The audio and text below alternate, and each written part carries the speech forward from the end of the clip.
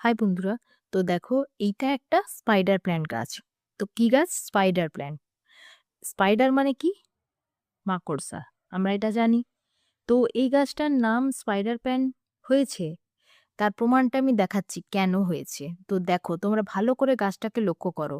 দেখো, এই যে পাতাগুলো ঝুলে গেছে, তো সেই পাতাগুলো পুরো মাকড়সার পাগুলো যেমন নিচের দিকে ঝুলে থাকে, গা থেকে বেরিয়ে নিচের দিকে ঝুলে থাকে, ঐরকম ঠিক মনে হচ্ছে কিনা তোমরা ভালো করে এক দৃষ্টিতে তাকিয়ে থেকে আমাকে বলো।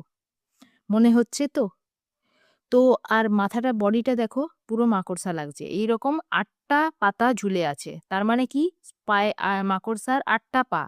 তো তাই এই গাছটা দেখো স্পাইডার প্ল্যান্ট নাম হয়েছে। তো এই গাছটাকে যে বিজ্ঞানী নামটা দিয়ে থাকুক না কেন, সত্যি একদম নামটা সার্থক হয়েছে।